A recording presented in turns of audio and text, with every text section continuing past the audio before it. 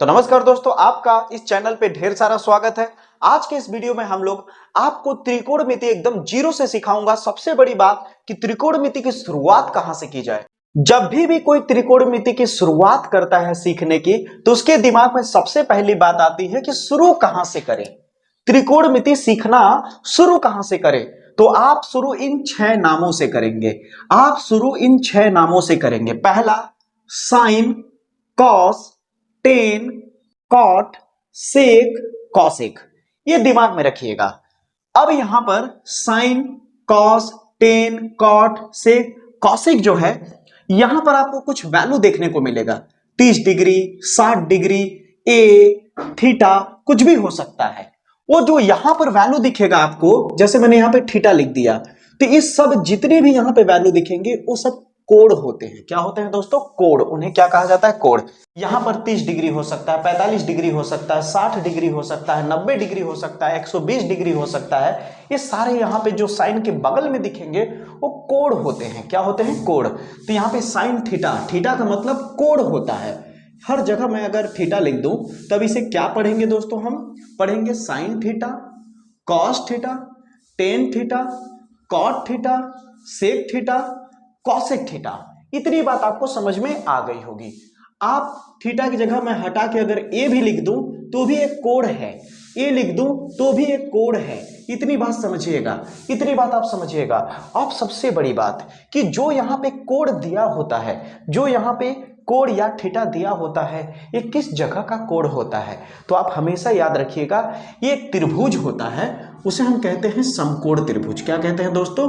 समकोण त्रिभुज कहते हैं। कुछ इस तरह से बनता है समकोण त्रिभुज, कुछ इस तरह से बनता है। यहां पे आपका एक कोण 90 डिग्री का होता है, यहां का कोण क्या होता है? 90 डिग्री का होता है।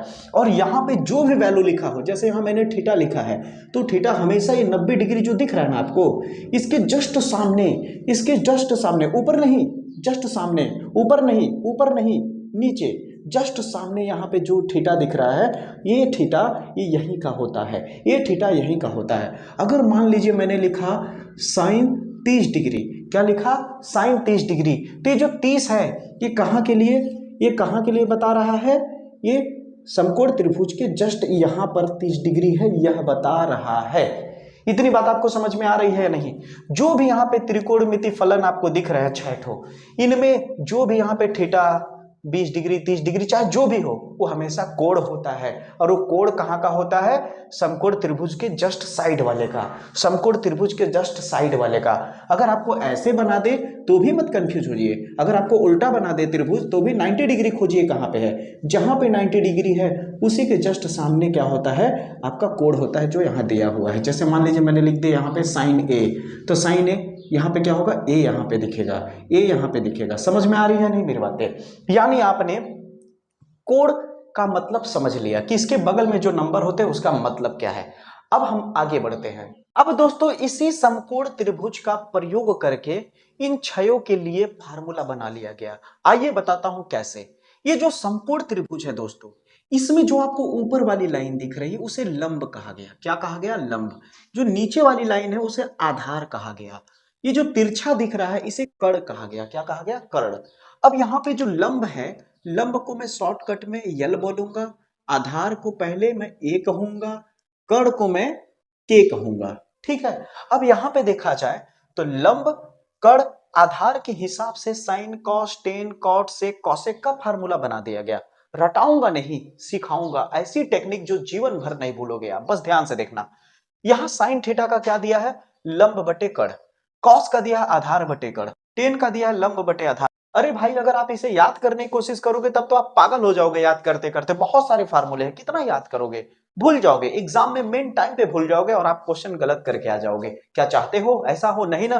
तो जो टेक्निक बता रहा हूं उसे देखो। सबसे पहला जो जानकारी दे रहा हूं उसे समझिए कि आपको यह पता चल गया कि लंब कहां पे होता है, आधार कहां पे होता है, कर्ण कहां पे होता है। यहां पर मैंने एक टेक्निक लिखा है, ये कैसे लिखा है वो भी बताऊंगा। अभी इस पे ध्यान मत दीजिए, अभी आप यहां पे आइए।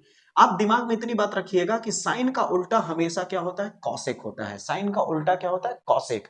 आप यकीन ना हो तो देखिए फार्मूले को, लंब बटे कर्ण है साइन में, अब कॉसेक में आएंगे तो उल्टा हो गया है इसका, कर्ण ऊपर चला गया है, लंब नीचे चला गया है। देख रहे हैं कि नहीं? कैसे होगा मैं बताऊंगा, अभी आप समझिए। कॉस का देखें तो कॉस का उल्टा सेक होता है, कॉस का उल्टा।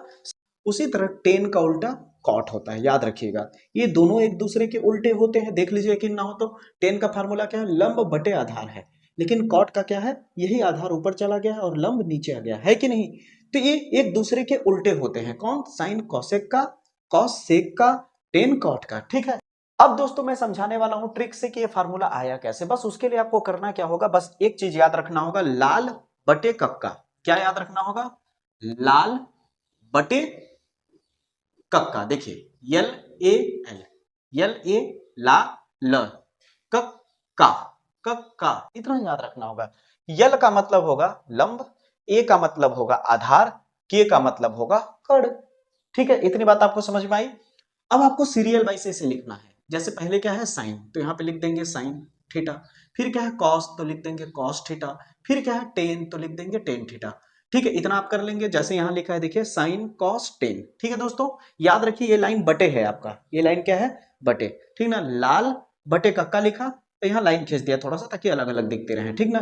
अब यहाँ पे क्या हो गया, साइन कॉस टेन। अब यहाँ नीचे क्या लिखना है, रटने की जरूरत नहीं है, समझ में आ जाएगा जो मैंने अभी बताया। साइन का उल्टा क्या होता है, कॉसेक, तो नीचे में साइन के लिख दीजिए कॉसेक। कॉस का उल्टा क्या होता है, सेक, तो कॉस के नीचे लिख दीजिए सेक। टेन का उल्टा क्या होता है, कॉट, तो टेन के नीचे लिख दीजिए कॉट। अभी लाल बटे कक्का कैसे लिखना है, फिर उसके ऊपर साइन कॉस टेन कैसे लगाना है, वो भी आपको समझ में आ गया होगा। अब आइए फार्मूले पे। तो यहाँ पे क्या है साइन, अब आपको ढूंढना है कि साइन थीटा का फार्मूला क्या होगा। तो यहाँ पे क्या है, यल फिर बटे के। साइन वाले लाइन में देखिए क्या है, एल बटे के। एल का मतलब लंब, एल का मतलब लंब, के का मतलब कड़। तो साइन का फार्मूला क्या मिल गया, साइन थीटा का लंब बटे कड़। बताइए समझ में आया कि नहीं। एल का मतलब लंब, के का मतलब कड़, तो साइन का फार्मूला क्या मिल गया, लंब बटे कड़, बिना रटे, बिना रटे।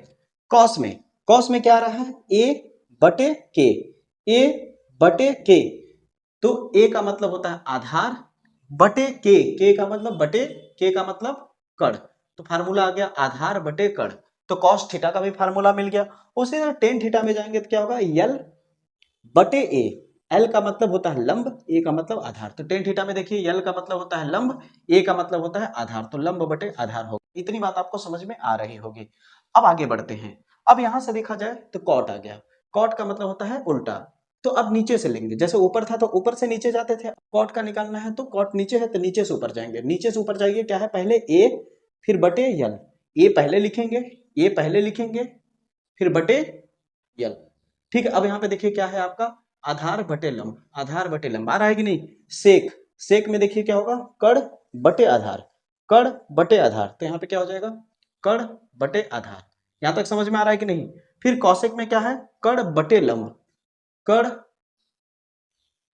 कड़ बटे लंब, तो यहाँ पे देखिए कड़ बटे लंब हो गया।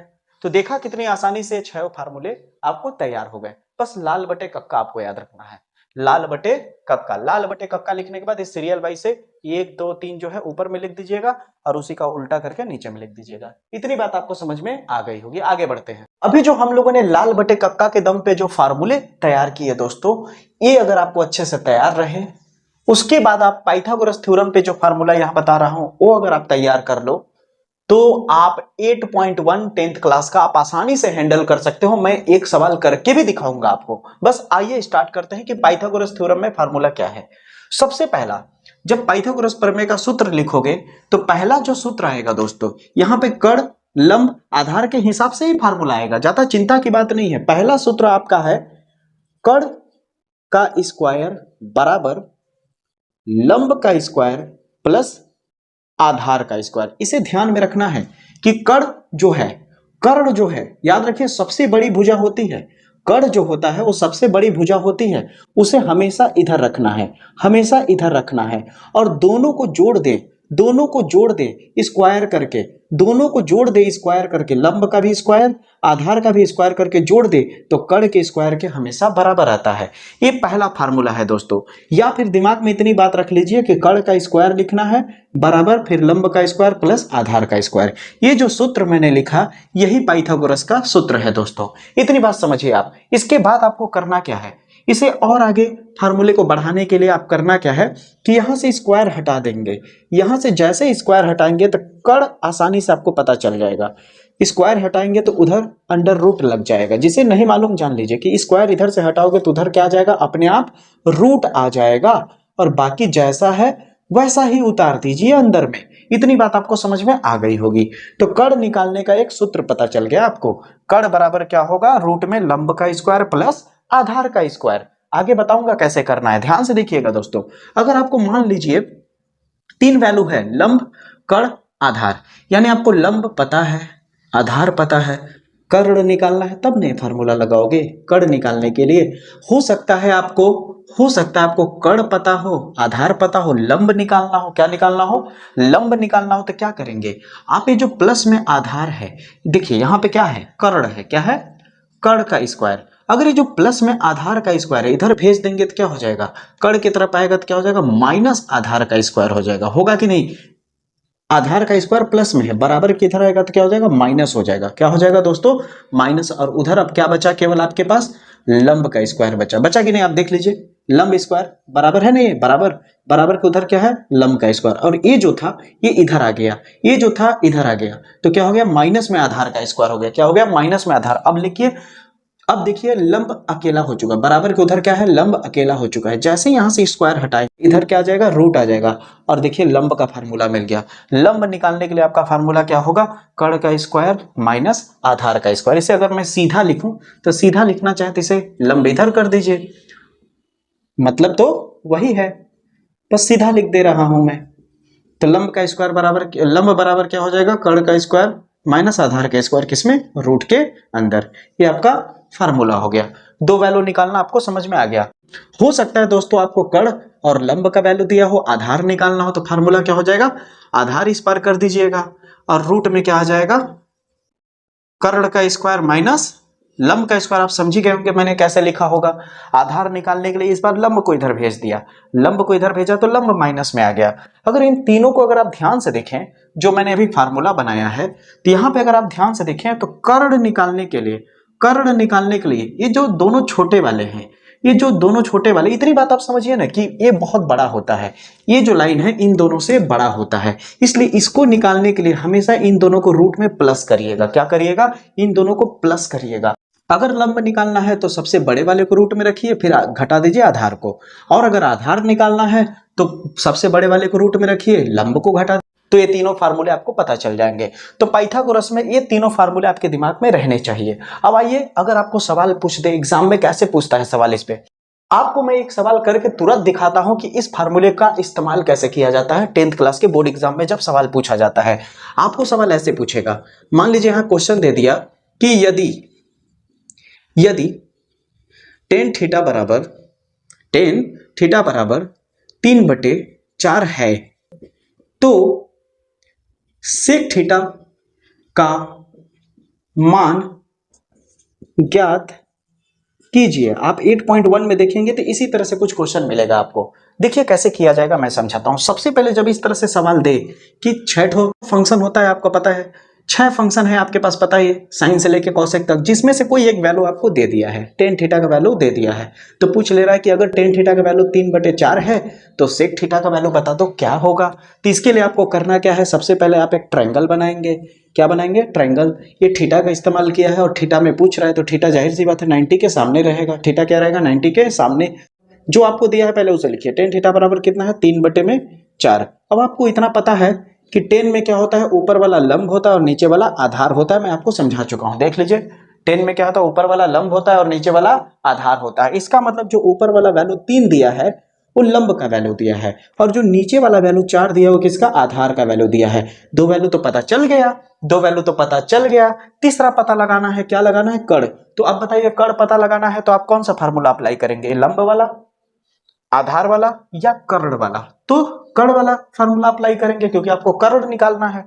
तो कर्ण का फार्मूला क्या होता है, कर्ण बराबर होता है लंब का स्क्वायर प्लस आधार का स्क्वायर। तो कर्ण बराबर हो जाएगा दोस्तों, रूट में कितना हो जाएगा दोस्तों, लंब स्क्वायर का मतलब 3 का स्क्वायर प्लस आधार स्क्वायर यानी 4 का स्क्वायर। अब इसे हल करिए, 3 का स्क्वायर कितना हो जाएगा 9, 4 का स्क्वायर 16, जोड़ेंगे तो कितना हो जाएगा, रूट में 25, अब बाहर निकलेगा तो 25 किसका स्क्वायर रूट बनता है? 5 का, 50 25। तो आपको कड़ पता चल गया कितना? 5।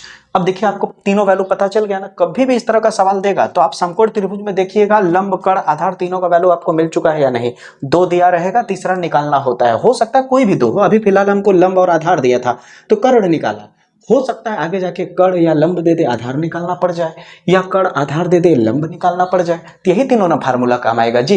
यहां तक समझ में आ गया होगा। अब जब तीनों वैल्यू हमने निकाल लिया तो हमसे जो पूछा था उसको लिखो। यहां जगह नहीं है, मैं कहां लिख दूं कहां लिख दूं, यहां लिख देता हूं। थोड़ा ध्यान दीजिएगा आप लोग, ठीक ना। हमें क्या पूछा है? सेक थीटा पूछा है। तो सेक थीटा का फार्मूला खोजिए, क्या होता है? कर्ण बटे आधार होता है। क्या होता है? कर्ण बटे आधार। तो बताइए इसमें कर्ण क्या है? 5 है।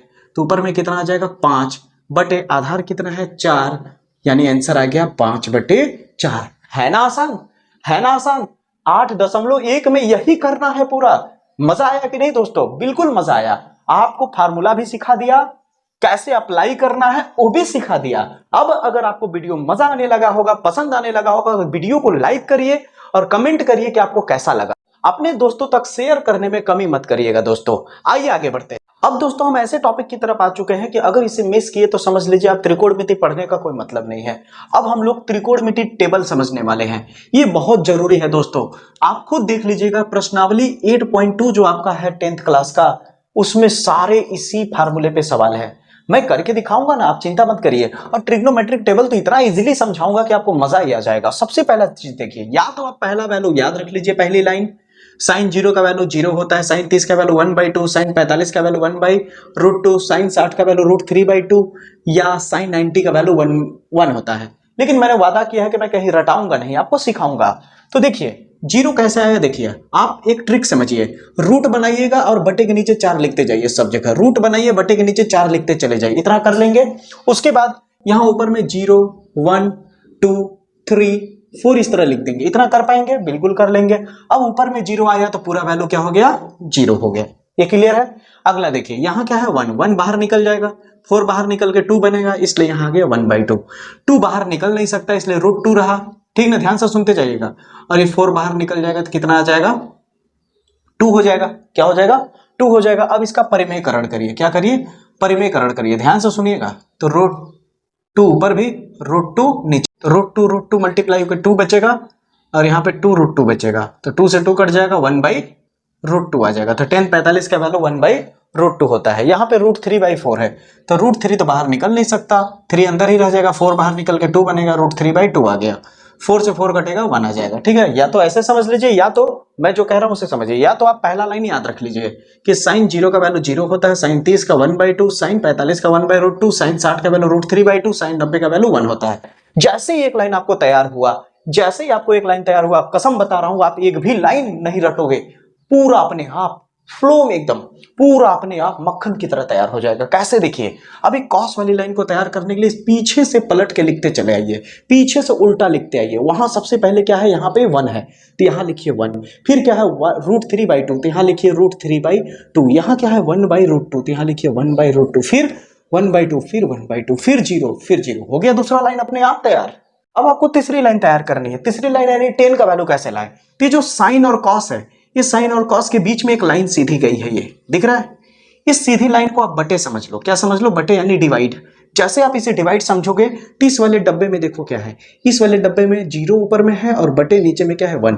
0/1 का मतलब होता है 0। कभी भी 0 बटे के ऊपर मिले तो पूरा वैल्यू क्या कर देता है? 0। यानी यहाँ आ गया 0। अगला क्या है आपके पास? 1/2, फिर बटे √3/2 यानी कितना? 1/2, फिर बटे में √3/2, बटे के नीचे 2, ऊपर में भी बटे के नीचे 2, 2 से 2 कट गया, ऊपर में बचा 1, नीचे में बचा √3। इसको डिवाइड करने पे आपको कितना मिला? 1/√3। उसी तरह जब यहाँ सेम है, देखो 1/√2, यहाँ भी 1/√2, काटोगे तो कितना आ जाएगा? 1 आ जाएगा। ठीक है, सेम सेम का जब डिवाइड किया जाता है तो 1 आता है। यहाँ पे करोगे तो बटे के नीचे क्या है? 2, यहाँ भी बटे के नीचे क्या है? 2, कट जाएगा तो ऊपर में आएगा √3 और नीचे में आएगा 1। तो नीचे में 1 लिखने की जरूरत नहीं होती है मेरे भाई। अब यहाँ पे क्या है? 1/0 यानी 1/0। जानकारी के लिए बता दूं कि बटे के नीचे कभी भी 0 आए तो उसका वैल्यू होता है अनंत यानी इनफाइनाइट। उसका वैल्यू क्या होता है? इसे अपरिभाषित भी कहा जाता है। तो ध्यान दीजिएगा, ये हो गया इनफाइनाइट। अब कॉट निकालने के लिए फिर से पीछे से पलट के ले आइए तो क्या हो जाएगा?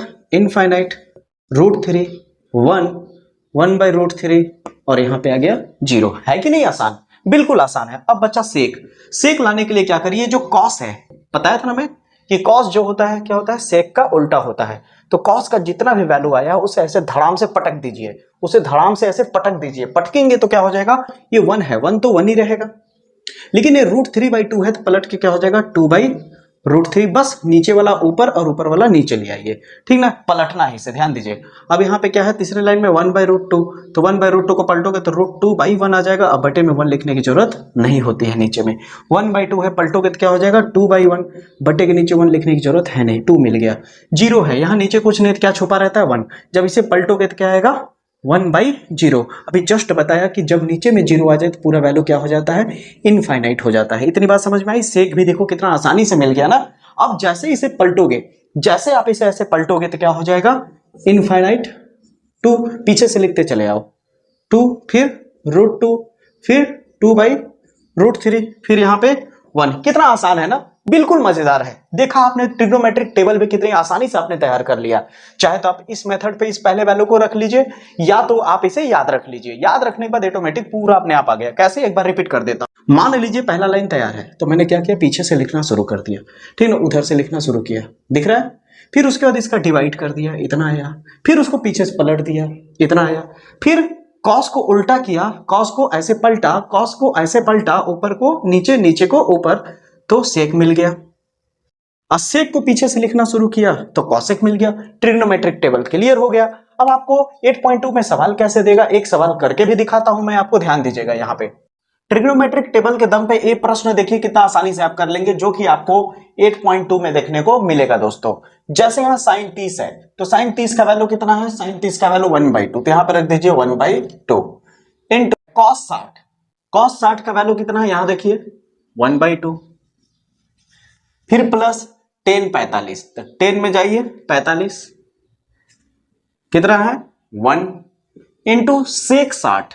सेक 60 का वैल्यू है 2, ऐसे सॉल्व कर दीजिए, मल्टीप्लाई है तो 1 1 जा 1, 2 2 जा 4 प्लस 2 1 जा 2। अब नीचे कुछ नहीं है तो 1 सॉल्व करिए, एक एक कम एक, प्लस 4 दूनी 8, 4 एक कम 4, ठीक है। अब 8 और 1 जोड़ देंगे तो हो जाएगा 9/4।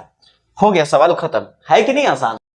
तो देखा दोस्तों, जितना मैंने शुरू से फार्मूला बताया आपको बिना रटाए बताया, और उसके ऊपर सवाल भी लगा करके दिखाया कि कैसे किया जाता है। आइए अगले फार्मूले की तरफ। अब देखिए दोस्तों, यहां से कैसे फार्मूला बनता है। आपको ये बात मैंने बताया अभी कि साइन का उल्टा क्या होता है, कॉसेक होता है। क्या होता है साइन का उल्टा, कॉसेक। तो आप इसे चाहो तो साइन थीटा को आप चाहो तो 1/कॉसेक थीटा भी लिख सकते हो। क्यों? क्योंकि साइन का उल्टा होता है। अगर मैं इसी को कॉसेक लिखूं तो कॉसेक थीटा को मैं चाहूं तो क्या लिख सकता हूं, कॉसेक थीटा को पलट दीजिए 1/साइन थीटा हो जाएगा। अगर साइन रहे तो साइन को आप चाहो तो 1/कॉसेक थीटा लिख सकते हो। यानी आप ये कह सकते हो कि 1/कॉसेक थीटा को हटा करके आप आवश्यकता के लिए साइन थीटा रख सकते हो, या फिर आपके पास कहीं 1/साइन थीटा है तो आप इसे हटा करके इतने को क्या रख सकते हो, कॉसेक थीटा रख सकते हो। क्या रख सकते हो, कॉसेक थीटा। उसी तरह कॉस किसका उल्टा होता है, सेक का। तो यहां पे क्या हो जाएगा, कॉस थीटा किसके बराबर हो जाएगा, 1/सेक थीटा के। अगर इसे उल्टा करूं तो क्या हो जाएगा, सेक थीटा किसके बराबर हो जाएगा, 1/कॉस थीटा के। यहां तक क्लियर होना चाहिए आपको बात। अब उसके बाद आता है टेन और कॉट। तो अगर मैं कहूं टेन थीटा बराबर 1/कॉट थीटा है, तो शायद आपको पता चल जाएगा कि मैं अगर कॉट थीटा लिखूं तो इसे मैं क्या लिख सकता हूं, 1/टेन थीटा। कहने का मतलब तो आप समझ ही रहे होंगे कि मेरे पास अगर कभी जरूरत पड़ा तो 1/टेन थीटा को हटा के मैं इसके जगह पे क्या रखूंगा, कॉट थीटा रखूंगा। क्या रखूंगा दोस्तों, कॉट थीटा रखूंगा। इतनी बात आपको समझ में आ रही होगी। इतनी फार्मूले फिर से आपको पता चल गया, 1 2 3 4 5 6 फार्मूले आपको फिर से देखने को मिले इसके उल्टा होने पर।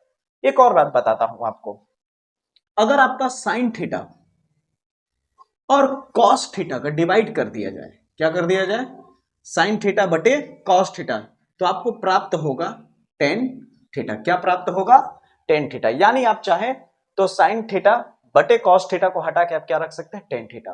अब चलिए इसको पलट देते हैं, कॉस थीटा को ऊपर कर लेते हैं और साइन थीटा को नीचे कर लेते हैं। तो बताइए अब क्या आएगा, टेन थीटा किसके बराबर था, साइन बाई कॉस के। तो जैसे मैंने इसे पलटा तो टेन पलट के क्या हो जाएगा, कॉट थीटा हो जाएगा। यानी कॉस बाई साइन के जगह पे आप कॉट थीटा लिख सकते हैं। ये सब सवाल करते दौरान यूज किया जाएगा दोस्तों।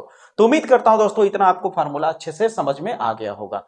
तो 10th क्लास के त्रिकोणमिति में इतना सारा फार्मूला यूज होता है। अगर आप त्रिकोणमिति का हर एक्सरसाइज को इसी तरह से बेहतरीन ट्रिक के साथ समझना चाहते हो दोस्तों, एकदम आसान भाषा में, तो आप चैनल को सब्सक्राइब कर सकते हो, वीडियो को लाइक कर दीजिए और ढेर सारा शेयर करिए दोस्तों। तो मुलाकात होगी अगले वीडियो में, तब तक के लिए जय हिंद।